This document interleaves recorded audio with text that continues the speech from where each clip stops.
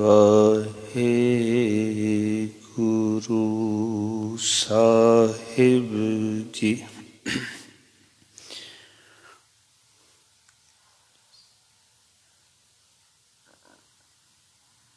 ਜੋ ਦਿਨ ਆਵੈ ਸੋ ਦਿਨ ਜਾਹੀ, ਕਰਨਾ ਕੂਚ ਰਹਿਨ ਥਿਰ ਨਾਹੀ। संग चलत है हम भी चलना, दूर कवन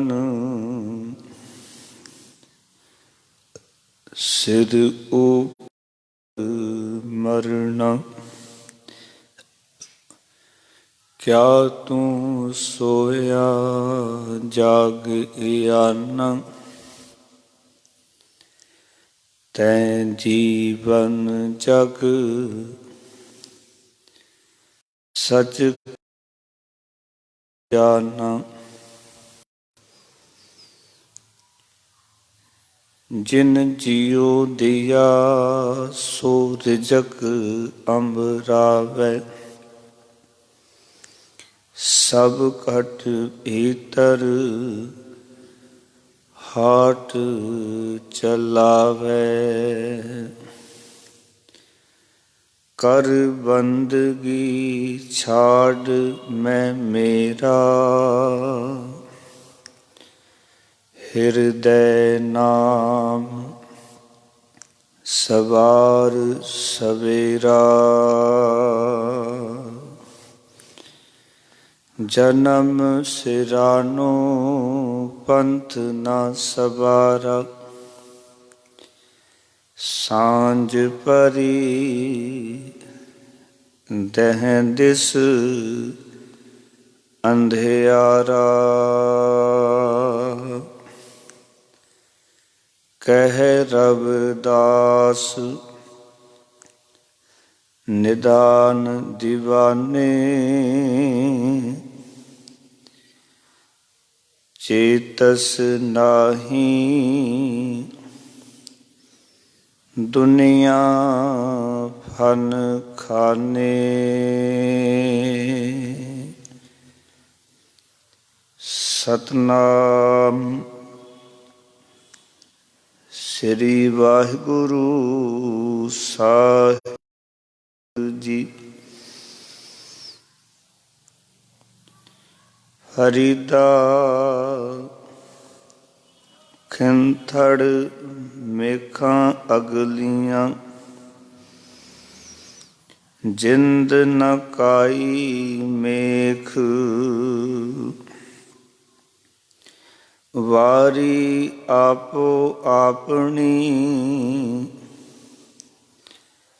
चले मसायक शेख। हरिदा दो दींदियां मलक बैठा आए, गढ़ लीता कट लुटिया।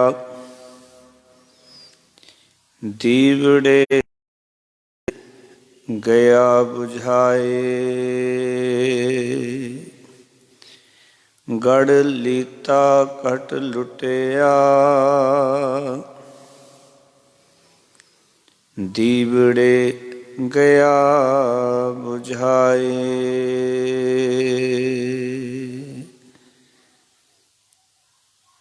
वाहिगुरु जी का खालसा, वाहिगुरु जी की फतेह। जुगों जुग अटल शब्द गुरु बाणी के बोहत, परथक हर तन तन। ਸਾਹਿਬ ਸ੍ਰੀ ਗੁਰੂ ਗ੍ਰੰਥ ਸਾਹਿਬ ਮਹਾਰਾਜ ਜੀ ਦੀ ਪਾਵਨ ਪਵਿੱਤਰ ਹਜ਼ੂਰੀ ਦੇ ਅੰਦਰ ਸੁਭਾਏਮਾਨ ਹੋਏ ਬੈਠੇ ਸਤਸੰਗੀ ਜਨੋ, ਅਤੇ ਇਹ ਪ੍ਰੋਗਰਾਮ ਦੇਸ਼ ਪ੍ਰਦੇਸ਼ ਵਿੱਚ ਲਾਈਵ ਸਰਵਨ ਕਰ ਰਹੇ ਗੁਰੂ ਪਿਆਰੇ, ਗੁਰੂ ਸਵਾਰੇ, ਗੁਰਮੁਖ ਜਨੋ, ਬਾਬਾ ਫਰੀਦ ਜੀ ਨੇ ਅੱਜ ਦੇ ਇਹਨਾਂ ਪਾਵਨ ਸਲੋਕਾਂ ਦੇ ਰਾਹੀਂ ਸਾਡੇ ਮਨੁੱਖਾ ਜੀਵਨ ਦੀ ਗੱਲਬਾਤ ਸਾਨੂੰ ਸਮਝਾਈ ਹੈ। ਇਹ ਮਨੁੱਖ ਇਸ ਸਰੀਰ ਦਾ ਕੋਈ ਵਿਸਾ ਨਹੀਂ ਕਿ ਇਹ ਇਸ ਸੰਸਾਰ ਵਿੱਚੋਂ ਤੈਨੂੰ ਕਦੋਂ ਛੱਡਣਾ ਪੈ ਜਾਏ, ਕਿਉਂਕਿ ਜਿਸ ਦਿਨ ਪ੍ਰਭੂ ਦੇ ਘਰੋਂ ਸੱਦਾ ਆਉਣਾ ਹੈ, ਜਿਸ ਨਾਲ ਤੇਰੀ ਵਾਰੀ ਮੁਕਰਰ ਹੋਈ ਹੈ, ਬਾਬਾ ਫਰੀਦ ਜੀ ਆਖ ਰਹੇ ਨੇ ਉਸ ਦਿਨ ਤੈਨੂੰ ਜਾਣਾ ਪੈਣਾ। ਗੁਰੂ ਨਾਨਕ ਪਿਤਾ ਮਹਾਰਾਜ ਨੇ ਇਸ ਤਰ੍ਹਾਂ ਆਖਿਆ ਕਿ ਜਿਨ ਕੀ ਚੀਰੀ ਦਰਗਾਹ ਪਾਟੀ, ਤਿਨਾ ਮਰਨਾ ਭਾਈ। ਜਿਨ੍ਹਾਂ ਦੀ ਚਿੱਠੀ ਪ੍ਰਭੂ ਦੇ ਘਰੋਂ ਆ ਜਾਂਦੀ ਹੈ, ਉਹਨਾਂ ਨੂੰ ਸੰਸਾਰ ਦੇ ਵਿੱਚੋਂ ਜਾਣਾ ਪੈਂਦਾ ਹੈ।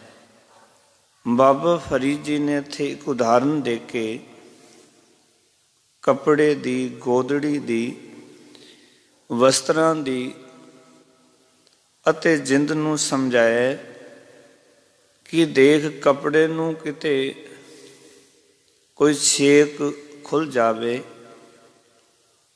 ਤੇ ਉਸ ਛੇਕ ਨੂੰ ਤਰੋਪੇ ਲਾ ਕੇ, ਟਾਕੀਆਂ ਲਾ ਕੇ ਬੰਦ ਕੀਤਾ ਜਾ ਸਕਦਾ ਹੈ, ਪਰ ਤੇਰੀ ਜਿੰਦ ਨੂੰ ਕੋਈ ਮੇਖ, ਕੋਈ ਤਰੋਪਾ ਅਤੇ ਕੋਈ ਟਾਕਾ ਨਹੀਂ ਜੇ ਲੱਗ ਸਕਦਾ। ਆਓ ਜੋ ਬਾਬਾ ਫਰੀਦ ਜੀ ਨੇ 47 ਨੰਬਰ ਤੇ 48 ਨੰਬਰ ਸਲੋਕ ਵਿੱਚ ਵਿਚਾਰ ਬਖਸ਼ੇ ਹਨ, ਇਹਨਾਂ ਵਿਚਾਰਾਂ ਨੂੰ ਸਮਝਣ ਦਾ ਯਤਨ ਕਰੀਏ। ਪਿਆਰ ਸਹਿਤ ਸਾਹਿਬਾਂ ਨੂੰ ਝੁਕਾਓ ਸੀਸ, ਮਨੋਬਿਰਤੀਆਂ ਇਕਾਗਰ ਕਰਕੇ ਵਿਚਾਰ ਸਰਵਣ ਕਰੋ। ਪਿਆਰ ਨਾਲ ਆਖੋ ਜੀ ਸਤਨਾਮ ਸ੍ਰੀ ਵਾਹਿਗੁਰੂ ਸਾਹਿਬ ਜੀ।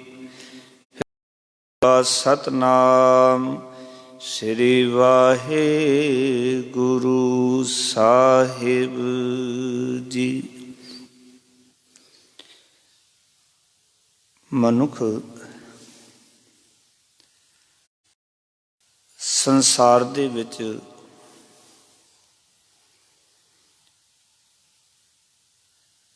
ਇਤਨਾ ਖਚਿਤ ਹੋ ਜਾਂਦਾ ਹੈ ਕਿ ਮਨੁੱਖ ਨੂੰ ਆਪਣੀ ਮੌਤ ਹੀ ਭੁੱਲ ਜਾਂਦੀ ਹੈ। ਜਦੋਂ ਮਨੁੱਖ ਇਹਨਾਂ ਵਿਸ ਗੰਦਲਾਂ ਦੇ ਵਿੱਚ ਗਲਤਾਨ ਰਹਿੰਦਾ ਹੈ,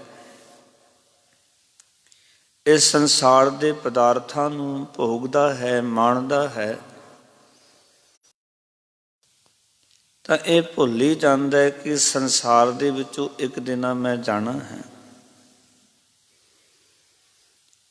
ਪਰ ਇਸ ਮਨੁੱਖ ਨੂੰ ਇਹ ਨਹੀਂ ਪਤਾ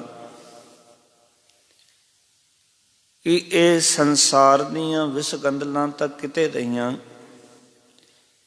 ਇਸ ਆਪਣੀ ਜਿੰਦ ਦੀ ਵੀ ਕੋਈ ਪਾਇਆ ਨਹੀਂ ਹੈ ਉਸ ਪਰਮਾਤਮਾ ਦੇ ਹੁਕਮ ਦੇ ਅੱਗੇ। ਗੱਲ ਨੂੰ ਥੋੜਾ ਸਮਝਿਓ ਕਿ ਸਾਡੀ ਜਿਹੜੀ ਜਿੰਦ ਹੈ, ਇਹ ਜਿੰਦ ਦੀ ਵੀ ਕੋਈ ਉਸਦਾ ਹੁਕਮ ਆਉਣਾ ਹੈ, ਇਸ ਨੂੰ ਬਜਾਣਾ ਹੀ ਪੈਣਾ, ਇਸ ਨੂੰ ਸੰਸਾਰ ਤੋਂ ਜਾਣਾ ਹੀ ਪੈਣਾ। ਵੈਸੇ ਮਨੁੱਖ ਬਹੁਤ ਚਲਾਕ ਹੈ। ਸਤਿਗੁਰੂ ਕਹਿੰਦੇ ਨੇ ਕਿ ਇਹ ਬਹੁਤ ਸਾਰੀਆਂ ਚੀਜ਼ਾਂ ਇਕੱਠੀਆਂ ਕਰਦਾ ਹੈ ਔਰ ਸੋਚਦਾ ਹੈ ਸ਼ਾਇਦ ਇਹ ਚੀਜ਼ਾਂ ਮੈਨੂੰ ਮੌਤ ਤੋਂ ਬਚਾ ਲੈਣਗੀਆਂ। ਬਾਬਾ ਫਰੀਦ ਜੀ ਅੱਗੇ ਜਾ ਕੇ ਜ਼ਿਕਰਾ ਕਰਨਗੇ, ਆਪਣੀ ਬਾਣੀ 'ਚ ਉਹਨਾਂ ਨੇ ਬੜਾ ਪਿਆਰਾ ਜ਼ਿਕਰ ਕੀਤਾ ਹੈ ਕਿ ਮਨੁੱਖ ਧਨ ਦੇ, ਦੌਲਤ ਦੇ, ਪਰਿਵਾਰ ਦੇ, ਸਾਗ ਸੰਬੰਧੀਆਂ ਦੇ ਇਹ ਦਰਵਾਜ਼ੇ ਲਾਉਂਦਾ ਹੈ, ਪਰ ਇਹ ਮਨੁੱਖ ਤੈਨੂੰ ਨਹੀਂ ਪਤਾ ਮਲਕਲ ਮੌਤ ਜਾਂ ਆਵਸੀ ਸਭ ਦਰਵਾਜ਼ੇ ਭੰਨ। ਜਦੋਂ ਮੌਤ ਨੇ ਆਉਣਾ ਨਾ ਤੇ ਇਸ ਮੌਤ ਨੇ ਸਾਰੇ ਦਰਵਾਜ਼ੇ ਜਿਹੜੇ ਨੇ ਉਹ ਭੰਨ ਦੇਣੇ ਨੇ, ਤੋੜ ਦੇਣੇ ਨੇ। ਕੋਈ ਵੀ ਦਰਵਾਜ਼ਾ ਜਿਹੜਾ ਮੌਤ ਦਾ ਤੈਨੂੰ ਬਚਾ ਨਹੀਂ ਸਕਦਾ। ਇਹ ਗੱਲ ਵੱਖਰੀ, ਮਨੁੱਖ ਬਹੁਤ ਸਾਰੇ ਯਤਨ ਕਰਦਾ ਹੈ। ਇਸ ਕਰਕੇ ਹੀ ਬਾਬਾ ਫਰੀਦ ਜੀ ਸਮਝਾ ਰਹੇ ਨੇ, ਇਹ ਵਿਸ ਗੰਦਲਾਂ ਤੇ ਕਿਤੇ ਰਹੀਆਂ। ਇਸ ਆਪਣੀ ਜਿੰਦ ਦਾ ਵੀ ਉੱਥੇ ਕੋਈ ਜ਼ੋਰ ਨਹੀਂ ਚੱਲਦਾ, ਕੋਈ ਪਾਇਆ ਨਹੀਂ। ਇਹ ਜਿੰਦ ਵੀ ਉਸ ਪਰਮਾਤਮਾ ਦੇ ਹੁਕਮ ਦੇ ਅੱਗੇ ਬੇਵਸ ਹੈ, ਇਸ ਤਰ੍ਹਾਂ ਕਹਿ ਲਈਏ। ਇਸ ਜਿੰਦ ਦਾ ਵੀ ਕੋਈ ਉੱਥੇ ਜ਼ੋਰ ਨਹੀਂ ਚੱਲਦਾ। ਇਸ ਕਰਕੇ ਬਾਬਾ ਜੀ ਨੇ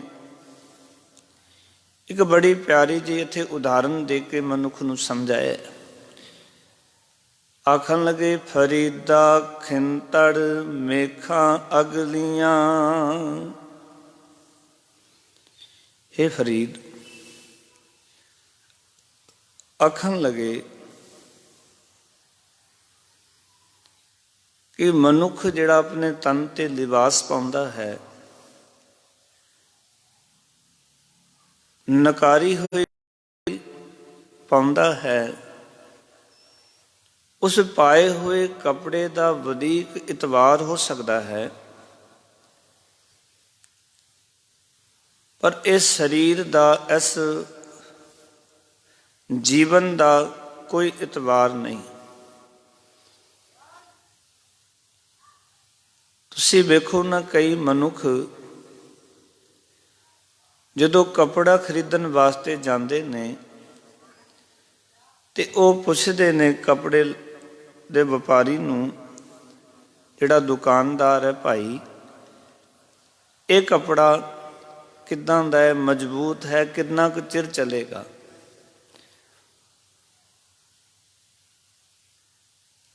ਇਹ ਕਿਤਨੇ ਸਮੇਂ ਦੀ ਇਸ ਦੀ ਗਾਰੰਟੀ ਹੈ? ਇਹ ਗੱਲ ਵੱਖਰੇ ਭਾਵੇਂ ਕੋਈ ਜਾਣਕਾਰੀ ਨਹੀਂ ਹੁੰਦੀ, ਅਸੀਂ ਹਰ ਜਾਣਕਾਰੀ ਕੁਛ ਵੀ ਨਹੀਂ। ਔਰ ਫਿਰ ਉਸ ਕੱਪੜੇ ਨੂੰ ਵੇਖਦੇ ਹਾਂ ਕਿ ਇਹ ਕੱਪੜਾ ਕਿੱਦਾਂ ਦਾ ਹੈ, ਔਰ ਅਸੀਂ ਪੁੱਛਦੇ ਵੀ ਹਾਂ ਕਿ ਇਸ ਦੀ ਗਾਰੰਟੀ ਕੀ ਹੈ, ਕੱਪੜਾ ਕਿੰਨਾ ਕੁ ਸਮਾਂ ਚੱਲੇਗਾ। ਫਿਰ ਅਸੀਂ ਉਸ ਨੂੰ ਇਹ ਵੀ ਪੁੱਛਦੇ ਹਾਂ ਕਿ ਕਿਤੇ ਸਿਲਣ ਤੋਂ ਬਾਅਦ ਛਿੱਜੇਗਾ ਤੇ ਨਹੀਂ। ਕਦੀ ਅਸੀਂ ਸਿਲਾਈ ਕਰਵਾਈਏ ਤੇ ਸਾਰਾ ਛਿੱਜ ਜਾਏ, ਸਿਲਾਈ ਵਿੱਚੋਂ ਨਿਕਲ ਜਾਏ,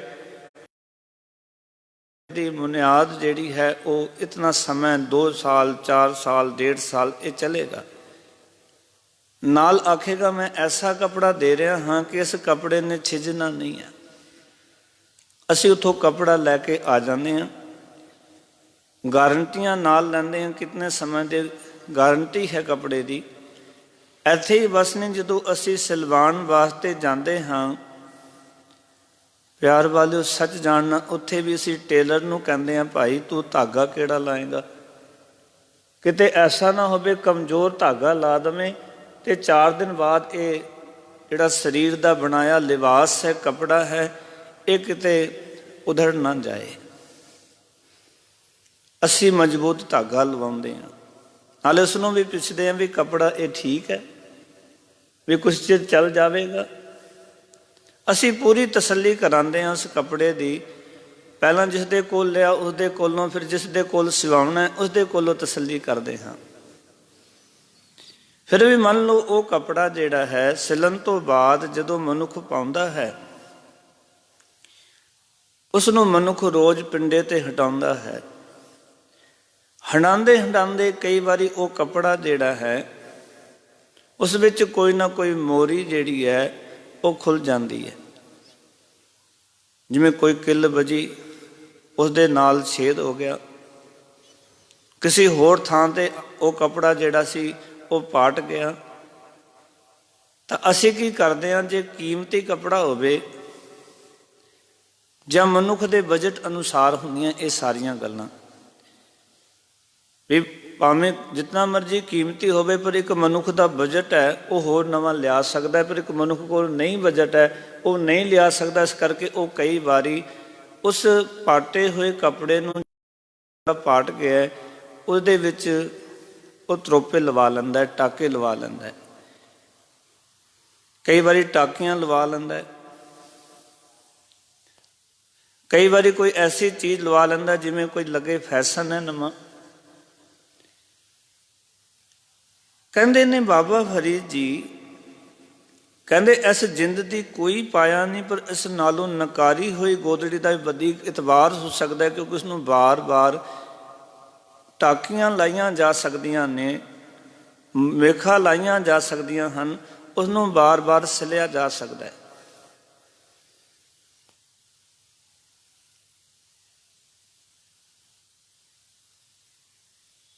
ਪਰ ਇਹ ਜਿਹੜੀ ਜਿੰਦ ਹੈ, ਇਹ ਜਿਹੜਾ ਸਰੀਰ ਹੈ, ਇਸ ਜਿੰਦ ਨੂੰ ਇੱਕ ਵੀ ਟਾਕਾ ਨਹੀਂ ਲੱਗਦਾ।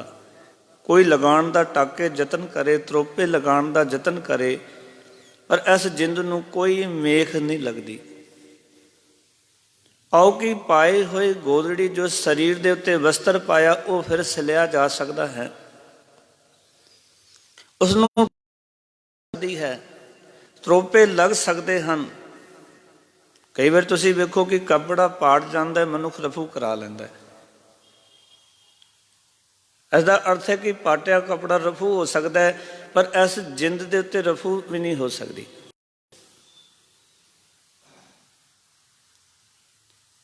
ਇਹ ਜਿੰਦ ਜਿਹੜੀ ਹੈ ਉਸ ਗੋਦੜੀ ਨਾਲੋਂ ਵੀ ਬੇਇਤਵਾਰੀ ਹੈ। ਆਓ ਕਿ ਇੱਕ ਸਰੀਰ ਤੇ ਪਾਏ ਵਸਤਰ ਦਾ ਫਿਰ ਇਤਵਾਰ ਹੈ, ਵਿਸ਼ਵਾਸ ਹੈ, ਭਰੋਸਾ ਹੈ ਵੀ ਇਸ ਗੋਦੜੀ ਨੂੰ ਕਈ ਟਾਕੇ ਲੱਗ ਸਕਦੇ ਹਨ, ਕਈ ਵਾਰੀ ਸਿਉਤੀ ਜਾ ਸਕਦੀ ਹੈ, ਇੱਕ ਵਾਰੀ ਨਹੀਂ, ਦੋ ਵਾਰੀ ਨਹੀਂ, ਤਿੰਨ ਵਾਰੀ ਨਹੀਂ।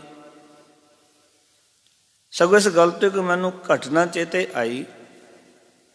ਇੱਕ ਬੜੀ ਪਿਆਰੀ ਰੂਹ ਹਰਿਮੰਦਰ ਸਾਹਿਬ ਦੇ ਵਿੱਚ ਉਹ ਰੋਜ਼ ਗੁਰੂ ਕਾ ਪਿਆਰਾ ਕੀਰਤਨ ਸਰਵਣ ਕਰਨ ਆਉਂਦਾ ਸੀ।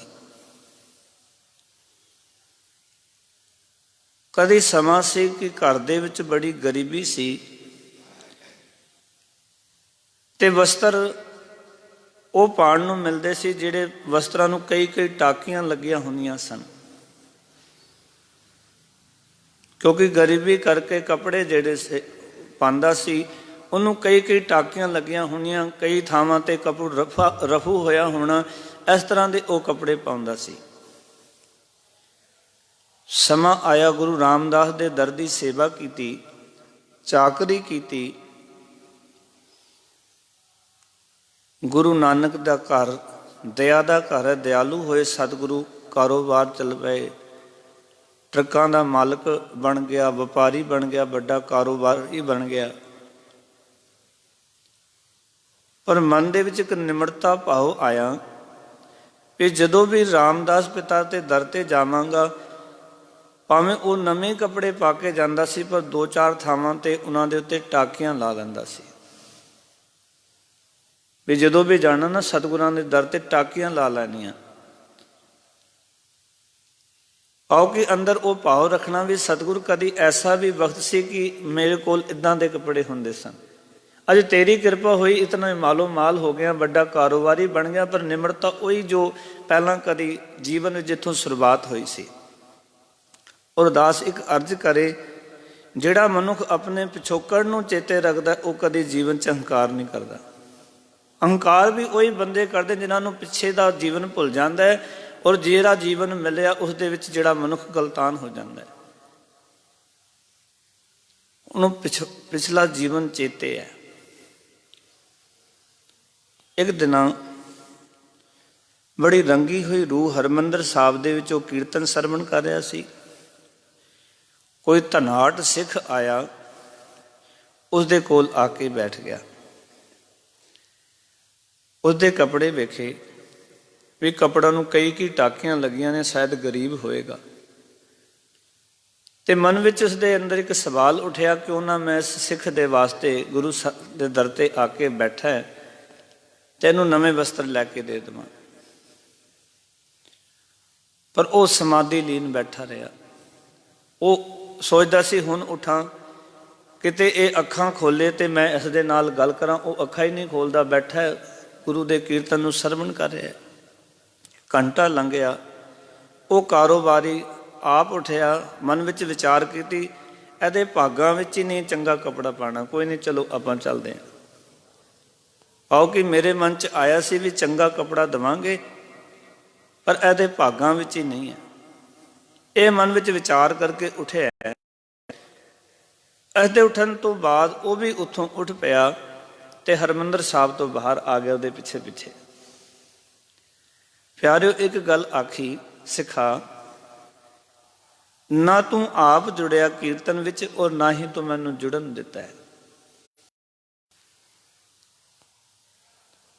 ਆਖਣ ਲੱਗਾ, ਮੇਰੇ ਮਨ 'ਚ ਇਹ ਆਇਆ ਕਿ ਮੈਂ ਤੈਨੂੰ ਨਵੇਂ ਕੱਪੜੇ ਬਣਾ ਕੇ ਦੇਵਾਂ। ਤੂੰ ਹਰਿਮੰਦਰ ਸਾਹਿਬ 'ਚ ਬੈਠਾ, ਤੇਰੇ ਕੱਪੜਿਆਂ ਨੂੰ ਟਾਕੀਆਂ ਲੱਗੀਆਂ ਹੋਈਆਂ ਨੇ, ਤੇਰੇ ਕੱਪੜੇ ਜਿਹੜੇ ਨੇ ਕਈ ਥਾਂ ਤੇ ਤਰੋਪੇ ਹੋਏ ਨੇ। ਉਸਨੇ ਆਖਿਆ, ਭਰਾ ਕਿਰਪਾ ਕਰ, ਮੇਰੇ ਜਿੱਦਾਂ ਦੇ ਵੀ ਕੱਪੜੇ ਨੇ ਮੇਰੇ ਗੁਰੂ। ਔਰ ਰਹੀ ਗੱਲ ਕੱਪੜੇ ਬਣਾਉਣ ਦੀ, ਤੇਰੇ ਕੋਲ ਦੱਸ ਕੀ ਹੈ? ਉਹ ਆਖਣ ਲੱਗਾ, ਮੇਰੇ ਕੋਲ ਇਹ ਕਾਰੋਬਾਰ ਹੈ, ਮੇਰੇ ਕੋਲ ਇਹ ਕੰਮ ਨੇ। ਆਖਣ ਲੱਗਾ, ਰਾਮਦਾਸ ਪਿਤਾ ਨੇ ਮੈਨੂੰ ਤੇਰੇ ਨਾਲੋਂ ਕਿਤੇ ਵਧੇਰੇ ਦਾਤਾਂ ਦਿੱਤੀਆਂ ਨੇ, ਪਰ ਮੇਰਾ ਇੱਕ ਸੁਭਾਅ ਹੈ ਕਿ ਜਿਸ ਦਿਨਾਂ ਮੈਂ ਇਸ ਦਰ ਤੇ ਆਉਣਾ ਆਰੰਭ ਕੀਤਾ ਸੀ, ਜਿਸ ਤਰ੍ਹਾਂ ਦੇ ਕੱਪੜੇ ਉਦੋਂ ਪਾ ਕੇ ਆਉਂਦਾ ਸੀ, ਭਾਵੇਂ ਇਤਨਾ ਕੁਝ ਰਾਮਦਾਸ ਪਿਤਾ ਨੇ ਝੋਲੀ ਵਿੱਚ ਪਾ ਦਿੱਤਾ, ਪਰ ਜਦੋਂ ਮੈਂ ਇਸ ਦਰ ਤੇ ਆਉਣਾ ਉਸ ਵੇਲੇ ਕੱਪੜੇ ਇੱਦਾਂ ਦੇ ਪਾ ਕੇ ਆਉਣਾ। ਔਰ ਜਦੋਂ ਕੰਮ ਤੇ ਜਾਣਾ ਵਧੀਆ ਕੱਪੜੇ ਪਾ ਕੇ ਜਾਂਦਾ ਸੀ, ਪਰ ਜਦੋਂ ਰਾਮਦਾਸ ਪਿਤਾ ਦੇ ਦਰ ਤੇ ਆਉਣਾ ਨਾ ਮੱਥਾ ਟੇਕਣ ਵਾਸਤੇ, ਕੀਰਤਨ ਸੁਣਨ, ਤਾਂ ਉੱਦਾਂ ਦੇ ਕੱਪੜੇ ਪਾ ਕੇ ਆਉਂਦਾ ਸੀ। ਇਸ ਨੂੰ ਕੋਈ ਕਰਮ ਕਾਂਡ ਨਾ ਸਮਝ ਲਿਓ, ਇਸ ਨੂੰ ਕੋਈ ਪਾਖੰਡ ਨਾ ਸਮਝ ਲਿਓ। ਉਹਦੇ ਅੰਦਰ ਦੀ ਇੱਕ ਭਾਵਨਾ ਸੀ ਕਿ ਰਾਮਦਾਸ ਪਿਤਾ, ਕਦੀ ਉਹ ਵੀ ਦਿਨ ਸੀ ਮੇਰੇ ਜੀਵਨ ਦੇ ਵਿੱਚ ਜਦੋਂ ਮੇਰੇ ਕੋਲ ਕੁਛ ਨਹੀਂ ਸੀ। ਜਿਸ ਤਰ੍ਹਾਂ ਕਿ ਰਾਮਦਾਸ ਪਿਤਾ ਜੀ ਨੇ ਵੀ ਬਚਨ ਕੀਤੇ ਨਾ, ਉਹ ਵੀ ਇਹ ਬਚਨ ਪੜਿਆ ਕਰਦਾ ਸੀ ਕਿ ਜੋ ਹਮਰੀ ਵਿਦ ਹੋਤੀ ਮੇਰੇ ਸਤਿਗੁਰਾਂ, ਸਾਬਿਦ ਤੁਮ ਹਰ ਜਾਨੋ ਆਪੇ, ਹਮ ਰੁਲਤੇ ਫਿਰਤੇ ਕੋਈ ਬਾਤ ਨਾ ਪੁੱਛਤਾ, ਗੁਰ ਸਤਿਗੁਰ ਸੰਗ ਕੀਰੇ ਹਮ ਥਾਪੇ। ਕਦੀ ਐਸਾ ਵੀ ਬਖਸ਼ੇ ਕਿ ਕੋਈ ਗੱਲ ਨਹੀਂ ਸੀ ਪੁੱਛਦਾ। ਅਸੀਂ ਕੀੜਿਆਂ ਨੂੰ, ਹੇ ਸਤਿਗੁਰੂ ਰਾਮਦਾਸ ਪਿਤਾ, ਤੂੰ ਇਹ ਸਰਦਾਰੀਆਂ ਬਖਸ਼ਿਸ਼ ਕਰ ਦਿੱਤੀਆਂ, ਤੂੰ ਇਹ ਦਾਤਾਂ ਬਖਸ਼ਿਸ਼ ਕਰ ਦਿੱਤੀਆਂ, ਇਹ ਤੇਰੀ ਰਹਿਮਤ ਹੈ, ਤੇਰੀ ਕਿਰਪਾ ਹੈ। ਸੋ ਮੈਂ ਬੇਨਤੀ ਇਹ ਕਰ ਰਿਹਾ ਸੀ ਕਿ ਕੱਪੜਿਆਂ ਨੂੰ ਤਰੋਪੇ ਲਾਏ ਜਾ ਸਕਦੇ ਨੇ, ਕੱਪੜਿਆਂ ਨੂੰ ਟਾਕੇ ਲਾਏ ਜਾ ਸਕਦੇ ਨੇ, ਕੱਪੜੇ ਰਫੂ ਹੋ ਸਕਦੇ ਨੇ, ਪਰ ਬਾਬਾ ਫਰੀਦ ਜੀ ਕਹਿੰਦੇ ਇੱਕ ਗੱਲ ਜੀਵਨ ਵਿੱਚ ਪੱਕੀ ਕਰ ਲਈ, ਤੇਰੀ ਜਿੰਦ ਨੂੰ ਇੱਕ ਵੀ ਟਾਕਾ ਨਹੀਂ ਲੱਗਦਾ। ਆਓ ਕਿ ਪਤਾ ਨਹੀਂ ਕਿਸ ਵੇਲੇ ਇਹ ਜਿੰਦ ਸਰੀਰ ਨਾਲੋਂ ਜੁਦਾ ਹੋ ਜਾਵੇ। ਇਹ ਜਿੰਦ ਦਾ ਜਿਹੜਾ ਕੱਪੜਾ ਤੇਰਾ ਸਰੀਰ ਹੈ ਨਾ, ਇਹ ਜਿੰਦ ਤੋਂ ਕੱਪੜਾ ਵੱਖਰਾ ਹੋ ਜਾਵੇ, ਇਸ ਦਾ ਕੋਈ ਪਤਾ ਨਹੀਂ। क्योंकि समा नहीं लगता। कबीर साहब ने कहाँ विसासा इस भांडे का, इतनक लागे ठणका। टुटदे कोई विसा थोड़ी लगता भांडे का, शरीर का की अहंकार करना है। सतगुरु कहते कहाँ विसासा इस भांडे इतनक आगे को कुछ तुलहा बांधो क्या भरवासा। धन का कहते अगे नूं तुला बंदे, धन का कोई भरोसा नहीं जे है। क्योंकि जिंद और जिंद का यह नहीं पता किस वेले शरीर ना, कोई नहीं कह सकता कि मैं इतना समा जीना। और यह भी नहीं कि मनुख ये विचार करे कि अजे मैं नहीं जाना, अजे मेरे घर विच दादा जी बैठे ने, दादी बैठी है, माता पिता बैठे ने, मेरे तो उम्र ही कुछ नहीं। ਵੱਡੇ ਨੇ ਉਹਨਾਂ ਦੀ ਆਵੇਗੀ, ਦਾਦੀ ਜੀ ਵੱਡੇ ਬੈਠੇ ਨੇ ਉਹਨਾਂ ਦੀ ਆਵੇਗੀ, ਅਜੇ ਬਾਪੂ ਬੈਠਾ ਘਰ ਦੇ ਵਿੱਚ, ਮਾਤਾ ਬੈਠੀ। ਮਾਲ ਕਰ ਦਿੱਤਾ, ਕਹਿਣ ਲੱਗੇ ਵਾਰੀ ਆਪੋ ਆਪਣੀ ਚਲੇ ਮਸਾਇਕ ਸ਼ੇਖ।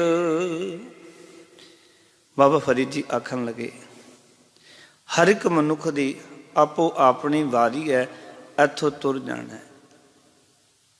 ਕਿਸੇ ਦੀ ਵਾਰੀ ਮਾਤਾ ਦੇ ਗਰਭ ਵਿੱਚ ਵੀ ਆ ਸਕਦੀ ਹੈ। ਕਿਤਨੇ ਬੱਚੇ ਮਾਤਾ ਦੇ ਗਰਭ ਵਿੱਚ ਹੀ ਮਰ ਜਾਂਦੇ ਵਿਚਾਰੇ। ਕੋਈ ਸੰਸਾਰ ਦੇ ਵਿੱਚ ਆ ਕੇ ਉਹਨਾਂ ਦੀ ਵਾਰੀ ਆ ਜਾਂਦੀ, ਤੁਰ ਜਾਂਦੇ ਨੇ। ਥੋੜੇ ਵੱਡੇ ਹੁੰਦੇ ਨੇ ਤਾਂ ਤੁਰ ਜਾਂਦੇ ਨੇ। ਗੱਲ ਉਮਰ ਦੀ ਨਹੀਂ ਹੈ, ਵਾਰੀ ਦੀ ਹੈ। ਕੋਈ ਭੁਲੇਖਾ ਨਾ ਜੀਵਨ 'ਚ ਰੱਖਿਓ ਕਿ ਵਾਰੀ ਦੀ ਗੱਲ ਹੈ। ਵਾਰੀ ਜਦੋਂ ਆ ਜਾਣੀ ਹੈ, ਨਾ ਉਸ ਮੌਤ ਨੇ ਬੱਚਾ ਦੇਖਣਾ, ਨਾ ਉਸ ਮੌਤ ਨੇ ਬੁੱਢਾ ਦੇਖਣਾ, ਨਾ ਜਵਾਨ ਵੇਖਣਾ। ਸਤਿਗੁਰ ਦੇ ਬੜੇ ਪਿਆਰੇ ਬਚਨ ਨੇ, ਨੈ ਬਿੜਦੀ ਕਛ ਬੰਦ, ਉਹ ਵੇਰਾ ਨਾ ਬੂਝੀਐ, ਜਬ ਆਏ ਪਰੈ ਗਲ ਫੰਦ। ਨਾ ਉਸਨੇ ਬੱਚਾ ਵੇਖਣਾ, ਨਾ ਉਸਨੇ ਜਵਾਨ ਵੇਖਣਾ, ਨਾ ਉਹਨੇ ਬੁਢੇਪੇ ਦੀ ਅਵਸਥਾ। ਆਪਣੀ ਆਪਣੀ ਵਾਰੀ ਹੈ। ਜਦੋਂ ਗੱਲੇ ਦੇ ਵਿੱਚ ਆ ਕੇ ਮੌਤ ਦਾ ਫੰਦਾ ਪੈ ਜਾਣਾ, ਇਸ ਦਾ ਕਿਸੇ ਨੂੰ ਨਹੀਂ ਪਤਾ। ਇਸ ਕਰਕੇ ਹੀ ਕਬੀਰ ਸਾਹਿਬ ਜੀ ਨੇ ਆਖਿਆ ਸੀ ਕਿ ਜਨਨੀ ਜਾਨਤ ਸੁਤ ਵੱਡਾ ਹੋਤ ਹੈ, ਇਤਨਾ ਕੂ ਨਾ ਜਾਣੇ, ਜੇ ਦਿਨ ਦਿਨ ਅਵਧ ਘਟਤ ਹੈ। ਕਬੀਰ ਸਾਹਿਬ ਇੱਕ ਮਾਂ ਨੂੰ ਵੇਖ ਰਹੇ ਨੇ, ਪਿਆਰ ਵੱਲ ਸੱਚ ਜਾਣਨਾ। ਉਹ ਮਾਂ ਆਪਣੇ ਬੱਚੇ ਨੂੰ ਲਾਡ ਲਡਾ ਰਹੀ ਹੈ ਔਰ ਕਹਿ ਰਹੀ ਹੈ ਸਾਰਿਆਂ ਨੂੰ, ਦੇਖ ਮੇਰਾ ਪੁੱਤਰ ਇਤਨਾ ਵੱਡਾ ਹੋ ਗਿਆ। ਆਪਣੇ ਪੁੱਤਰ ਦੀ ਲੰਬਾਈ ਨਾਪਦੀ ਹੈ, ਮੇਰੇ ਨਾਲੋਂ ਵੀ 2 ਗਿੱਠ ਉੱਪਰ ਚਲਾ ਗਿਆ। ਕਬੀਰ ਸਾਹਿਬ ਆਖਦੇ ਨੇ, ਜਨਨੀ ਜਾਣਤ ਹੈ ਸੁਧ ਵੱਡਾ ਹੋਤ ਹੈ। ਜਨਨੀ ਜਾਣਦੀ ਹੈ, ਮਾਂ ਜਾਣਦੀ ਮੇਰਾ ਪੁੱਤਰ ਵੱਡਾ ਹੋ ਰਿਹਾ ਹੈ, ਮੇਰਾ ਪੁੱਤਰ ਵੱਡਾ ਹੋ ਰਿਹਾ ਹੈ। 2 ਸਾਲਾਂ ਦਾ ਹੋ ਗਿਆ, 4 ਦਾ ਹੋ ਗਿਆ, 10 ਦਾ ਹੋ ਗਿਆ, 15 ਦਾ ਹੋ ਗਿਆ। ਮਾਂ ਕਹਿੰਦੀ ਹੈ ਮੇਰਾ ਪੁੱਤਰ ਵੱਡਾ ਹੋ ਰਿਹਾ ਹੈ। ਪਰ ਕਬੀਰ ਸਾਹਿਬ ਕਹਿੰਦੇ, ਇਤਨਾ ਕੂ ਨਾ ਜਾਣੇ, ਜੇ ਦਿਨ ਦਿਨ ਅਵਧ ਘਟਤ ਹੈ। ਪਰ ਵਿਚਾਰੀ ਇਤਨਾ ਨਹੀਂ ਜਾਣਦੀ ਵੀ ਇਸ ਬੱਚੇ ਦੀ ਦਿਨ ਦਿਨ ਹਰ ਰੋਜ਼ ਉਮਰ ਘਟ ਰਹੀ ਹੈ। ਕਿਉਂਕਿ ਸਾਧੂ ਕਹਿੰਦੇ ਨੇ, ਓਤ ਘਟੈ ਦਿਨਸ ਰਹਿ ਨਾਰੇ। ਸਾਰਿਆਂ ਦੀ ਉਮਰ ਇੱਕ ਦਿਨ ਤੇ ਇੱਕ ਰਾਤ ਨਿਕਲ ਗਈ, ਸਮਝ ਲਓ ਕਿ ਜ਼ਿੰਦਗੀ ਜਿਹੜੀ ਹੈ ਉਹ ਸਾਡੀ ਘਟ ਗਈ। ਔਰ ਇਹ ਵੀ ਰਸ ਬੇਨਤੀ ਕਰੇ, ਸਿਰਫ ਇਤਨਾ ਹੀ ਨਹੀਂ, ਜਿਹੜਾ ਅੰਦਰ ਗਿਆ ਸੀ, ਜਿਹੜਾ ਬਾਹਰ ਚਲਾ ਗਿਆ, ਉਹ ਵੀ ਘਟ ਗਿਆ ਜੀਵਨ ਵਿੱਚੋਂ। ਜੇ ਕਿਤੇ ਮਨੁੱਖ ਧਿਆਨ ਨਾਲ ਤੱਕੇ ਨਾ, ਤਾਂ ਹਰ ਮਨੁੱਖ ਦੀ ਮੌਤ ਹੋ ਰਹੀ ਹੈ। ਆਪਾਂ ਕਹਿੰਦੇ ਨਾ, ਮੌਤ ਭਵਿੱਖ ਦੇ ਅੰਦਰ ਹੈ, ਪਰ ਮੌਤ ਵਰਤਮਾਨ ਦੇ ਵਿੱਚ ਹੈ। 2 ਸਿਰੇ ਨੇ ਜੀਵਨ ਦੇ, ਇੱਕ ਸਿਰਾ ਹੈ ਜਨਮ, ਇੱਕ ਸਿਰਾ ਹੈ ਮੌਤ। ਖਿਆਲ ਕਰਨਾ, ਜਿਹੜਾ ਅਸੀਂ ਸਵਾਸ ਲਿਆ ਸਾਡਾ ਜਨਮ ਹੋ ਗਿਆ, ਜਿਹੜਾ ਸਵਾਸ ਬਾਹਰ ਚਲਾ ਗਿਆ ਸਾਡੀ ਮੌਤ ਹੋ ਗਈ। ਉਹ ਸਵਾਸ ਮਰ ਗਿਆ, ਦੁਬਾਰਾ ਨਹੀਂ ਮਿਲਣਾ। ਜੇ ਉਹ ਸਵਾਸ, ਕੋਈ ਵੀ ਤਾਕਤ ਨਹੀਂ ਦੁਨੀਆ ਦੀ ਕਿ ਉਹ ਸਵਾਸ ਦੁਬਾਰਾ ਸਾਨੂੰ ਪ੍ਰਾਪਤ ਹੋ ਸਕੇ। ਅਕਾਲ ਪੁਰਖ ਵਾਹਿਗੁਰੂ ਨੇ ਆਪਣਾ ਵਿਧਾਨ ਏਦਾਂ ਪੱਕਾ ਬਣਾਇਆ ਕਿ ਉਹ ਸਵਾਸ ਜਿਹੜਾ ਲਿਆ ਸੀ ਤੇ ਉਹ ਬਾਹਰ ਚਲਾ ਗਿਆ, ਉਸ ਸਵਾਸ ਦੀ ਮੌਤ ਹੋ ਗਈ। ਇੱਕ ਇੱਕ ਸਵਾਸ ਦੀ ਸਾਡੀ ਮੌਤ ਹੋ ਰਹੀ ਹੈ। ਇੱਕ ਇੱਕ ਸਵਾਸ ਸਾਨੂੰ ਜ਼ਿੰਦਗੀ ਦੇਈ ਜਾ ਰਿਹਾ ਹੈ। ਅਗਲਾ ਸਵਾਸ ਤਾਂ ਸਾਨੂੰ ਜੀਵਨ ਦੇਵੇਗਾ, ਪਰ ਜਿਹੜਾ ਸਵਾਸ ਪਹਿਲਾਂ ਲਿਆ ਸੀ ਉਹ ਜੇ ਲੰਘ ਗਿਆ ਤੇ ਉਸ ਸਵਾਸ ਦੀ ਮੌਤ ਹੋ ਗਈ ਹੈ, ਉਹ ਮਰ ਗਿਆ।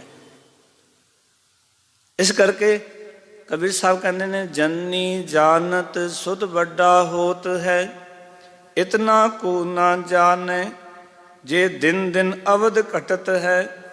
ਇਹ ਵਿਚਾਰੀ ਨਹੀਂ ਜਾਣਦੀ ਕਿ ਹਰ ਰੋਜ਼ ਉਮਰ ਘਟਦੀ ਜਾ ਰਹੀ ਹੈ।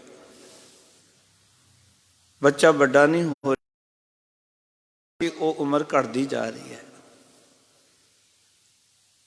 ਤੇ ਆਖਣ ਲੱਗੀ ਕਬੀਰ ਸਾਹਿਬ, ਮੋਰ ਮੋਰ ਕਰ ਅਧਿਕ ਲਾਡ। ਕਰਕੇ ਮਾਂ ਲਾਡ ਕਰਦੀ ਹੈ ਬੱਚੇ ਨੂੰ। ਵੇਖਤ ਹੀ ਜਮਰਾਉ ਹਸੈ ਹੈ। ਕਬੀਰ ਸਾਹਿਬ ਰਾਜ ਵੇਖ ਕੇ ਹੱਸਦਾ ਹੈ ਕਿ ਤੂੰ ਇਸ ਨੂੰ ਪਿਆਰ ਕਰ ਰਹੀ ਹੈ, ਕਹਿ ਰਹੀ, ਪਰ ਇਹਦੀ ਉਮਰ ਤਾਂ ਬਹੁਤ ਘੱਟ ਰਹਿ ਗਈ ਹੈ, ਬਸ ਕੁਛ ਟਾਈਮ ਦੀ ਹੈ, ਮੈਂ ਲੈ ਜਾਵਾਂਗਾ। ਜਮਰਾਜ ਵੇਖ ਕੇ ਹੱਸਦਾ ਹੈ। ਇਸ ਵਿਚਾਰੀ ਨੂੰ ਪਤਾ ਹੀ ਨਹੀਂ ਹੈ ਕਿ ਉਮਰ ਤੇ ਇਸ ਦੀ ਘਟਦੀ ਜਾ ਰਹੀ ਹੈ, ਕਿਉਂਕਿ ਉਮਰ ਦੀ ਕੋਈ ਪੱਕੀ ਲਿਮਿਟ ਨਹੀਂ ਹੈ। ਨਹਿ ਬਾਰਿਕ ਨਹਿ ਜੋਬਨ ਨਹਿ ਬਿਰਧੀ ਕਛ ਬੰਦ। ਨਾ ਬੱਚੇ ਨੂੰ ਦੇਖੇਗੀ ਮੌਤ, ਨਾ ਜਵਾਨ ਨੂੰ ਵੇਖੇਗੀ, ਨਾ ਬ੍ਰਿਧ ਅਵਸਥਾ 'ਚ ਦੇਖੇਗੀ। ਜਦੋਂ ਵੀ ਮੌਤ ਨੇ ਨਾਲ ਆਪਣੇ ਲੈ ਜਾਣਾ ਹੈ। ਕਿਉਂਕਿ ਗੁਰੂ ਨਾਨਕ ਪਾਤਸ਼ਾਹ ਵੀ ਆਖਦੇ ਨੇ ਕਿ ਇਹ ਗੱਲ ਜੀਵਨ 'ਚ ਪੱਕੀ ਗੱਲ ਹੈ, ਜੋ ਆਇਆ ਸੀ ਸਭ ਕੋਈ ਆਈ ਵਾਰੀ ਹੈ, ਜਿਸ ਕੇ ਜੀ ਪ੍ਰਾਣ ਹੈ ਕਿਉਂ ਸਾਹਿਬ ਮਨੋ ਵਿਸਾਰੀ ਹੈ। ਆਪਣੇ ਜੀਵਨ ਵਿੱਚੋਂ ਰੱਬ ਜੀ ਨੂੰ ਨਾ ਭੁਲਾ, ਕਿਉਂਕਿ ਇਹ ਵਾਰੀ ਪੱਕੀ ਹੈ। ਔਰ ਬਾਣੀ ਨੇ ਹੋਰ ਵੀ ਕਈ ਥਾਵਾਂ ਤੇ ਆਖਿਆ, ਰਾਣਾ ਰੰਕ ਨਾ ਕੋ ਰਹਿ ਰੰਗ ਨਾ ਤੁੰਗ ਫਕੀਰ, ਵਾਰੀ ਆਪੋ ਆਪਣੀ ਕੋਈ ਨਾ ਬੰਦਾ ਧੀਰ। ਕਿਸੇ ਨੇ ਇੱਥੇ ਧੀਰਜ ਨਹੀਂ ਕਰਨਾ। ਇੱਕ ਹੋਰ ਬੜਾ ਪਿਆਰਾ ਸ਼ਬਦ ਹੈ, ਐਸੋ ਇਹ ਸੰਸਾਰ ਪੇਖਣਾ ਰਹਿਨ ਨਾ ਕੋ ਪਈਐ ਰੇ, ਸੂਧੇ ਸੂਧੇ ਰੇਂਗ ਚਲੋ ਤੁਮ ਨਦਰ ਕੋ ਧੱਕਾ ਦਿਵਈਐ ਰੇ, ਬਾਰੇ ਬੂਢੇ ਤਰੁਨੇ ਭਈਆ ਸਭ ਹੂੰ ਜਮ ਲੈ ਜਈਐ ਰੇ, ਮਾਨਸ ਮੂਸਾ ਬਪਰਾ ਕੀਨੋ ਮੀਚ ਬਿਲਈਆ ਖਈਐ ਰੇ, ਧਨਵੰਤਾ ਅਰ ਨਿਰਧਨ ਮਨ ਹੀ ਤਾਂ ਕੀ ਕਛੂ ਨਾ ਕਾਣੀ ਰੇ, ਰਾਜਾ ਪ੍ਰਜਾ ਸਮਕਰ ਮਾਰੇ ਐਸੋ ਕਾਲ ਵਿਡਾਣੀ ਰੇ। ਕਾਲ ਐਡਾ ਵਿਡਾਣੀ ਹੈ, ਐਡਾ ਪ੍ਰਬਲ ਹੈ ਕਿ ਉਸਨੇ ਨਾ ਕੋਈ ਰਾਜਾ ਵੇਖਣਾ, ਨਾ ਕੋਈ ਕੰਗਾਲ ਵੇਖਣਾ, ਨਾ ਕੋਈ ਧਨਵਾਨ ਵੇਖਣਾ। ਮੌਤ ਨੇ ਕਿਸੇ ਦਾ ਲਿਹਾਜ਼ ਨਹੀਂ ਕਰਨਾ। ਜਿੰਨਾ ਵਾਰੀ ਆ ਗਈ ਨਾ, ਉਹਨਾਂ ਜਾਣਾ ਹੀ ਪੈਣਾ। ਜਿਨ ਕੀ ਚੀਰੀ ਦਰਗਾਹ, ਜਿਨ੍ਹਾਂ ਦੀ ਚਿੱਠੀ ਆ ਗਈ ਉਹਨਾਂ ਨੂੰ ਜਾਣਾ ਹੀ ਪੈਂਦਾ ਹੈ। ਬਾਬਾ ਜੀ ਕਹਿ ਰਹੇ ਨੇ, ਵਾਰੀ ਆਪੋ ਆਪਣੀ ਚਲੇ ਮਸਾਇਕ ਸੇਖ। ਮੁਸਾਇਖ ਦਾ ਅਰਥ ਹੈ ਕਈ, ਸ਼ੇਖ ਦਾ ਅਰਥ ਹੈ ਸ਼ੇਖ। ਵੱਡੇ ਵੱਡੇ ਅਖਵਾਉਣ ਵਾਲੇ ਸ਼ੇਖ ਆਦਿਕ ਸਭ ਆਪੋ ਆਪਣੀ ਵਾਰੀ ਆਉਣ ਤੋਂ ਸੰਸਾਰ ਤੋਂ ਤੁਰ ਗਏ ਨੇ। ਕਿਉਂਕਿ ਜਦੋਂ ਮੌਤ ਨੇ ਆਉਣਾ, ਨਾ ਵੱਡਾ ਦੇਖਣਾ, ਨਾ ਛੋਟਾ ਵੇਖਣਾ, ਨਾ ਅਮੀਰ ਦੇਖਣਾ, ਨਾ ਗਰੀਬ ਵੇਖਣਾ। ਮੌਤ ਕਿਸੇ ਦਾ ਲਿਹਾਜ਼ ਨਹੀਂ ਕਰਦੀ। ਇੱਥੇ ਤੱਕ ਮਾਫ ਕਰਨਾ ਗੁਸਤਾਖੀ, ਮੌਤ ਤਾਂ ਕਿਸੇ ਦੇ ਧਨ ਦਾ, ਕਿਸੇ ਦੇ ਧਰਮ ਦਾ ਵੀ ਲਿਹਾਜ਼ ਨਹੀਂ ਕਰਦੀ। ਟਾਈਮ ਫਿਕਸ ਹੈ। ਮਰਨ ਲਿਖਾਏ ਮੰਡਲ ਮੈਂ ਆਏ, ਮੌਤ ਲਿਖਾ ਕੇ ਆਏ ਹਾਂ ਸੰਸਾਰ ਦੇ ਵਿੱਚ। ਜਦੋਂ ਆ ਜਾਂਦੀ ਹੈ ਫਿਰ ਜਾਣਾ ਹੀ ਪੈਂਦਾ ਹੈ। ਤੇ ਬਾਬਾ ਜਿਹੜੀ ਹੈ ਉਹ ਮਨੁੱਖ ਨੂੰ ਦੱਸਣ ਲੱਗ ਪੈਂਦੀ ਹੈ। ਅਗਰ ਤੇ ਫਰੀਦਾ ਦੋ ਦੇਵੀ ਬਲੰਦਿਆਂ ਮਲਕ ਬਹਿਠਾ ਆਏ। ਹੇ ਫਰੀਦ, ਇਹਨਾਂ ਦੋਵਾਂ ਅੱਖਾਂ ਦੇ ਸਾਹਮਣੇ, ਇਹਨਾਂ ਦੋ ਦੀਵਿਆਂ ਦੇ ਜਗਦਿਆਂ ਹੀ ਮੌਤ ਦਾ ਫਰਿਸ਼ਤਾ ਜਿਸ ਵੀ ਬੰਦੇ ਪਾਸ ਆ ਬੈਠਦਾ ਹੈ, ਆਓ ਕਿ ਮੌਤ ਸਿਆਣੇ ਕਹਿੰਦੇ ਨੇ ਕਿ ਪਹਿਲਾਂ ਦਿਸਣ ਲੱਗ ਪੈਂਦੀ ਹੈ। ਅੱਖਾਂ ਖੁੱਲੀਆਂ ਤੋਂ ਕਈ ਵਾਰੀ ਮਨੁੱਖ ਨੂੰ ਪਤਾ ਲੱਗਣਾ ਸ਼ੁਰੂ ਹੋ ਜਾਂਦਾ ਹੈ ਵੀ ਹੁਣ ਮੇਰੀ ਮੌਤ ਆ ਜਾਣੀ ਹੈ, ਹੁਣ ਮੈਂ ਚਲੇ ਜਾਣਾ। ਚਲੋ ਤਰੀਕੇ ਤਾਂ ਬਣਦੇ ਨੇ, ਬਹਾਨੇ ਤਾਂ ਬਣਦੇ ਨੇ। ਕਈ ਵਾਰੀ ਮਨੋਂ ਨਿਕਲਦਾ ਹੈ ਕਿ ਇਹ ਕੀ ਹੋਇਆ। ਜਿਵੇਂ ਹੁਣੇ ਤੁਸੀਂ ਵੇਖੋ ਕਿ ਗੁਰਮੁਖ ਪਿਆਰੇ ਭਾਈ ਨਿਰਮਲ ਸਿੰਘ ਜੀ ਖਾਲਸਾ, ਜਿਨ੍ਹਾਂ ਨੇ ਰਾਮਦਾਸ ਪਿਤਾ ਮਹਾਰਾਜ ਦੇ ਦਰ ਤੇ ਪ੍ਰਭੂ ਦੀ ਉਸਤਤ ਕੀਤੀ। ਅੱਜ ਕੱਲ੍ਹ ਉਹਨਾਂ ਦੀ ਜਿਹੜੀ ਆਖਰੀ ਵਾਰਤਾਲਾਪ ਸੀ ਬੱਚਿਆਂ ਦੇ ਨਾਲ, ਭਾਵੇਂ ਸਿਸਟਮ ਦੀ ਕਮੀ ਸੀ ਤੇ ਉਸ ਨੂੰ ਬੱਚਿਆਂ ਨਾਲ ਕਹਿ ਰਹੇ ਸਨ, ਨਾਲੇ ਆਪਣੇ ਬਾਪੂ ਜੀ ਨੂੰ ਕਹਿ ਰਹੇ ਸਨ, ਕਹਿੰਦੇ ਮੇਰੀ ਆਖਰੀ ਫਤਿਹ, ਹੁਣ ਮੈਂ ਚਲੇ ਜਾਣਾ। ਇਹ ਬੜੀ ਵੀਡੀਓ ਵਾਇਰਲ ਹੋ ਰਹੀ ਹੈ ਇਸ ਵੇਲੇ, ਕੋਲ ਰਿਕਾਰਡਿੰਗ ਉਹਨਾਂ ਦੀ। ਅਸਲ ਵਿੱਚ ਮਨੁੱਖ ਨੂੰ ਮਰਨ ਤੋਂ ਪਹਿਲਾਂ ਅਹਿਸਾਸ ਹੋਣਾ ਸ਼ੁਰੂ ਹੋ ਜਾਂਦਾ ਹੈ। ਔਰ ਇੱਥੇ ਤੱਕ ਲਿਖਦੇ ਨੇ ਵਿਦਵਾਨ ਸੱਜਣ ਕਿ ਕੁਝ ਬੰਦਿਆਂ ਨੂੰ ਤਾਂ ਪਹਿਲਾਂ ਹੀ ਅਹਿਸਾਸ ਹੋਣਾ ਸ਼ੁਰੂ ਹੋ ਜਾਂਦਾ ਹੈ। ਕੁਛ ਇੱਕ ਦਿਨ ਪਹਿਲਾਂ, ਕੁਛ ਨੂੰ ਕੁਛ ਦਿਨਾਂ ਪਹਿਲਾਂ, ਕੁਛ ਨੂੰ 6 ਮਹੀਨੇ ਪਹਿਲਾਂ, ਕਈਆਂ ਨੂੰ ਸਾਲ ਪਹਿਲਾਂ ਵੀ ਨਜ਼ਰ ਆਉਣ ਲੱਗ ਪੈਂਦਾ ਹੈ। ਅੰਦਰ ਫੀਲਿੰਗ ਆਉਣ ਲੱਗ ਪੈਂਦੀ ਹੈ ਵੀ ਕੁਛ ਨਾ ਕੁਛ ਹੋਣਾ। ਮੌਤ ਦੀ ਉਹਨਾਂ ਨੂੰ ਆਉਣ ਲੱਗਦੀ ਵੀ ਮੌਤ ਆਉਣੀ ਹੈ। ਜਦੋਂ ਅੱਖਾਂ ਖੁੱਲੀਆਂ ਨੇ ਤੇ ਉਹਨਾਂ ਨੂੰ ਕਈ ਵਾਰੀ ਲੱਗਦਾ ਕਿ ਮੌਤ ਦਾ ਫਰਿਸ਼ਤਾ ਜਿਹੜਾ ਉਹ ਮੇਰੇ ਨੇੜੇ ਆ ਰਿਹਾ ਹੈ, ਕਿਉਂਕਿ ਮੌਤ ਨੇੜੇ ਹੈ।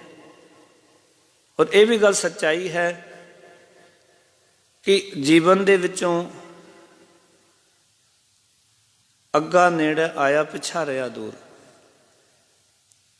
ਜਿਹੜਾ ਪਿਛਲਾ ਸਮਾਂ ਅਸੀਂ ਲੰਘਾ ਕੇ ਆਏ ਹਾਂ ਉਹ ਦੂਰ ਲੰਘਿਆ, ਪਰ ਮੌਤ ਦਾ ਬਿਲਕੁਲ ਨੇੜੇ ਹੈ। ਤੇ ਬਾਬਾ ਫਰੀਦ ਜੀ ਕਹਿੰਦੇ ਜਦੋਂ ਮੌਤ ਆਉਂਦੀ ਹੈ ਨਾ, ਮੌਤ ਦਾ ਫਰਿਸ਼ਤਾ ਆਉਂਦਾ ਜਿਸ ਬੰਦੇ ਪਾਸ ਆ ਕੇ ਬੈਠਦਾ ਹੈ, ਤੇ ਉਹ ਕੀ ਕਰਦਾ ਹੈ ਕਿ ਇਸ ਸਰੀਰ ਦੇ ਰੂਪੀ ਕੱਪੜੇ ਦੇ ਉੱਤੇ, ਕਿਲੇ ਦੇ ਉੱਤੇ ਆਪਣਾ ਉਹ ਕਬਜ਼ਾ ਕਰ ਲੈਂਦਾ ਹੈ। ਮਲਕ ਬੈਠਾ ਆਏ, ਮਲਕ ਜਿਹੜਾ ਹੈ, ਮੌਤ ਦਾ ਫਰਿਸ਼ਤਾ ਜਿਹੜਾ ਉਹ ਆ ਕੇ ਬੰਦੇ ਕੋਲ ਬੈਠ ਜਾਂਦਾ ਹੈ। ਗੜ ਲੀਤਾ ਘਟ ਲੁੱਟਿਆ। ਉਹ ਕੀ ਕਰਦਾ ਹੈ, ਜਦੋਂ ਮੌਤ ਆਉਂਦੀ ਹੈ ਤੇ ਉਸਦੇ ਸਰੀਰ ਰੂਪੀ ਕਿਲੇ ਉੱਤੇ ਕਬਜ਼ਾ ਕਰ ਲਿਆ ਜਦੋਂ ਮੌਤ ਨੇ, ਇਹ ਮੌਤ ਕਬਜ਼ਾ ਕਰਕੇ ਬਹਿ ਜਾਂਦੀ ਹੈ ਆਪਣਾ। ਔਰ ਖਿਆਲ ਕਰਨਾ, ਮੌਤ ਦੇ ਕਬਜ਼ੇ ਤੋਂ ਬੰਦੇ ਨੂੰ ਕੋਈ ਨਹੀਂ ਬਚਾ ਸਕਦਾ। ਇਹ ਅਟਲ ਸੱਚਾਈ ਹੈ। ਜਦੋਂ ਮੌਤ ਨੇ ਆ ਕੇ ਕਬਜ਼ਾ ਕਰ ਲਿਆ ਨਾ ਇਸ ਕਿਲੇ ਦੇ ਉੱਤੇ, ਸਰੀਰ ਦੇ ਉੱਤੇ, ਗੜ ਲੀਤਾ ਘਟ ਲੁੱਟਿਆ। ਜਦੋਂ ਸਰੀਰ ਰੂਪੀ ਕਿਲੇ ਦੇ ਉੱਤੇ ਕਬਜ਼ਾ ਕਰ ਲਿਆ ਤੇ ਘਟ ਲੁੱਟਿਆ, ਅੰਤਸਕਰਨ ਜਿਹੜਾ ਸੀ ਮੌਤ ਨੇ ਲੁੱਟ ਲਿਆ। ਜਿੰਦ ਕਾਬੂ ਵਿੱਚ ਕਰ ਲਈ ਉਸਨੇ।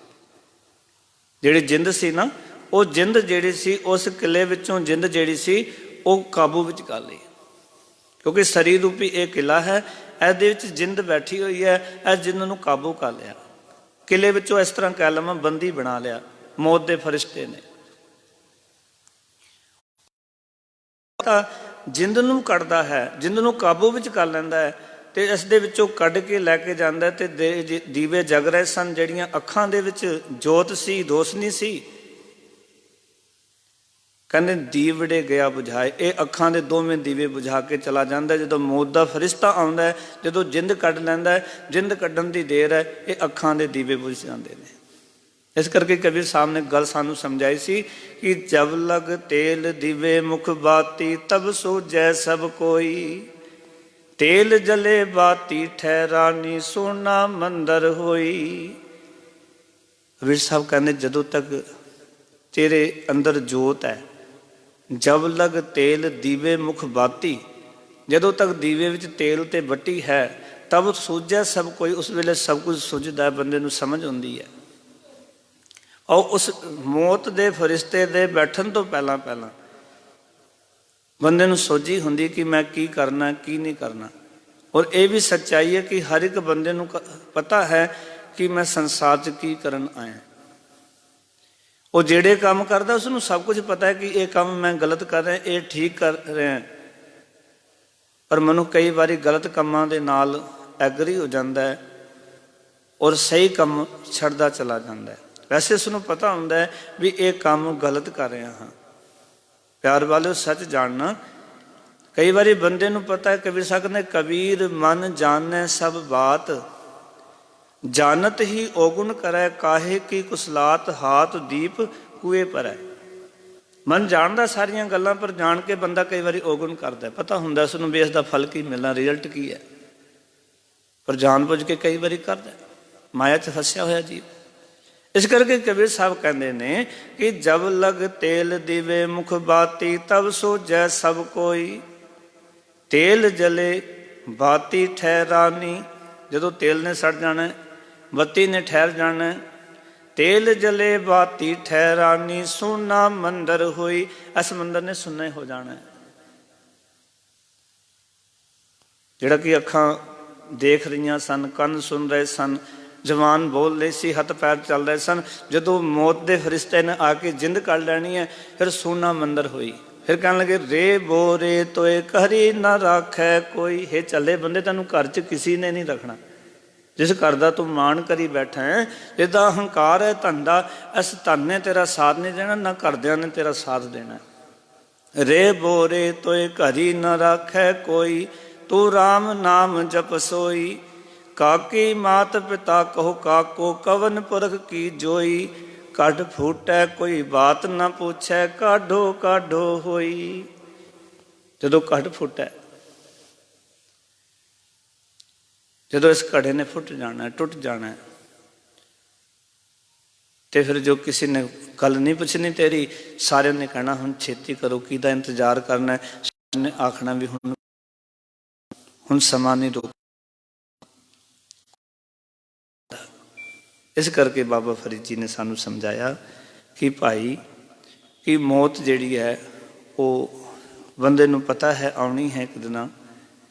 दो अखां दे सामने ये दोहां दीवियां दे जगदे मौत दा फरिश्ता जिहड़ा है वो कई रूपां विच आ रहा। जदों केस चिट्टे हो गए ने समझ लो कि मौत दा फरिश्ता पक्का आ ही गया नेड़े, बिल्कुल नेड़े। पर बंदा फिर भी जो यतन करता है कि यह भी छुपा लवां, ये भी छुपा लवां, पर मौत जिहड़ी है वो सच जानना मनुख नूं सुचेत कर रही है। और जदों मौत दे फरिश्ते ने आके जिंद कढ़ लैनी है तो अंतैसह करन लुट लैना, अंदरों सब कुछ खत्म कर देना है, तो दीवड़ा गए बुझाए। तो ये दोवें अखां रूपी दीवे जिहड़े जगदे सन ये भी जदों जिंद निकल जानी ये भी बुझ जाने ने, ये सुना मंदिर हो जाना है। इस शरीर नूं फिर सारिਆਂ ने कहना छेती कट दिओ, किसी ने इसदा ये नहीं कहना भी घर च रखो ना, सारिਆਂ ने कहना हुण छेती कढो।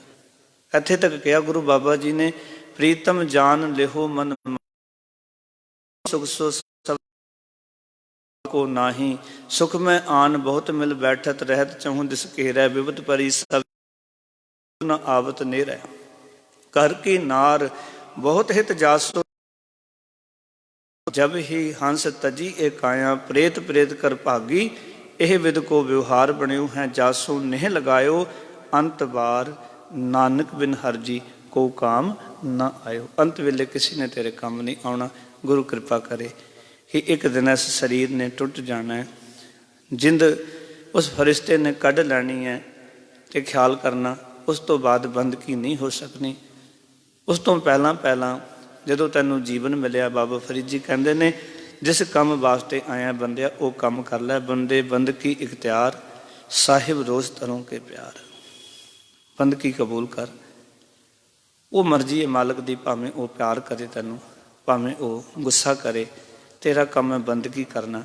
तू जीवंदे जी बंदगी करके परम अवस्था हासिल करन दा यतन कर, क्योंकि जदों जोत निकल गई भावें पिछे कोई अखंड पाठ रखा दे, भावें पिछे कोई सहज पाठ करा दे, पर तू आप तो नहीं ना कीता, अपने आप कर, अपने आप मालक की सिफतो सलाह कर, मालक की वडियाई कर। ये बाबा फरीद जी साड़ी झोली भी दात पा रहे हैं और ऐसा ये तो जानू करा रहे हैं कि जदों मौत की वारी आ जाती है कोई पड़ा नहीं देखती, भावें बच्चा होवे, जवान होवे, भावें वृद्ध होवे, जिन्ना मौत ने आ जाना उसने ले ही जाना, किसी के कहण तो रुकना नहीं है।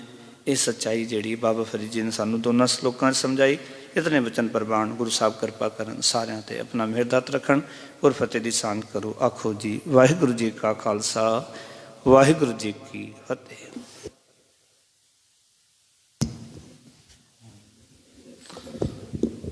वाहिगुरु साहब जी फिरत फिरत प्रवाया परिहा तो सुनाए, नानक की प्रभ बेनती अपनी भक्ति ही लाए। वाहिगुरु साहब जी धनासरी महला पहला। जो तपत है बारो बार, तप तप खपै बहुत बेकार। जय तन बाणी बिसर जाए, जो पक्का रोगी विल लाए। जो तपत है बारो बार, तप तप खपै बहुत बेकार। जय तन बाणी बिसर जाए, जो पक्का रोगी विल लाए। बहुता बोलन झाकण होए, बिन बोले जाने सब सोए राहो। जिन कान कीते आकी नाक, जिन जीवा दिती बोले तात। जिन मन राख्या अग्नि पाए, वाजै पवन आखे सब जाए। जेता मोह प्रीत स्वाद, सबा कालक दागा दाग। दाग दोष मोह चलिया लाए, दरगह बैसन नाही जाए। करम मिलै आखण तेरा नाओ, जित लग तरना होर नहीं थाओ।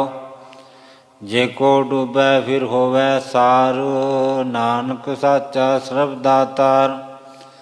करम मिलै आखण तेरा नाओ, जित लग तरना होर नहीं थाओ। जे को डूबै फिर होवै सार, नानक साचा सरब दातार। वाहिगुरू जी का खालसा, वाहिगुरू जी की फतेह। सोहेला राग गौड़ी दीप की महला।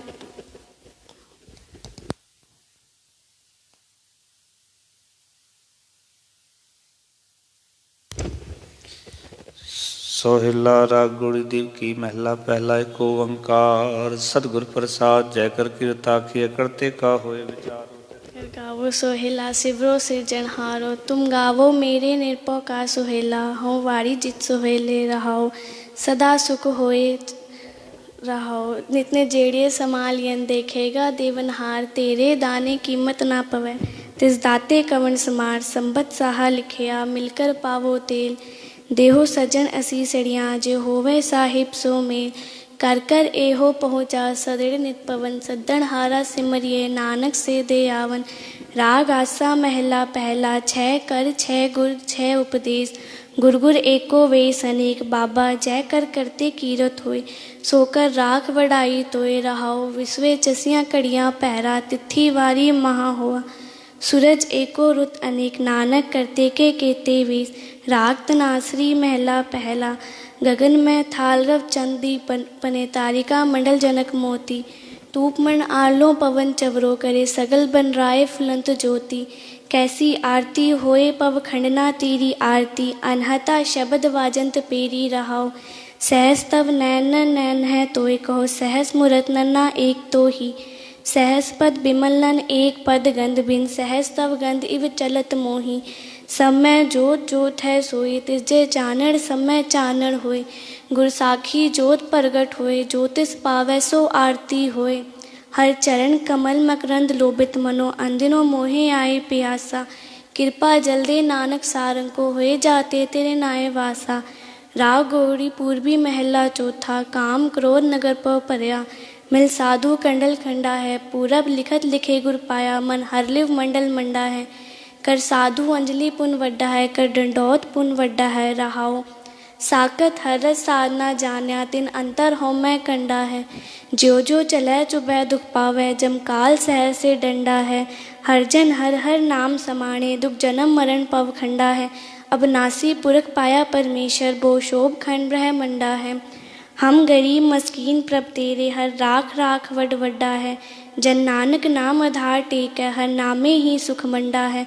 राग गौड़ी पूर्वी महला पंजवा, करो बेनंती सुनो मेरे मीता। संत टहल की बेला, इहाँ खाट चलो हर लाहा। अगै बसन सोहेला, औध कटै दिनसरै नारे। मन गुर मिल काज सवारे रहाओ, ए संसार बिकार संसे मैं। धर्यो ब्रह्म ज्ञानी, जिसे जगाए प्यावै अहरस। अकथ कथा तिन जानी, जाको आए सोई बिहाजो। हर गुरते मन है बसेरा, निज कर महल पवो सुख सहजे। बोर न होए गो फेरा, अंतर जामी पुरख बिधाते। शरदा मन की पूरे, नानक दास यह सुख मांगै। मोको कर संतन की तूरे, अंतर जामी पुरख बिधाते।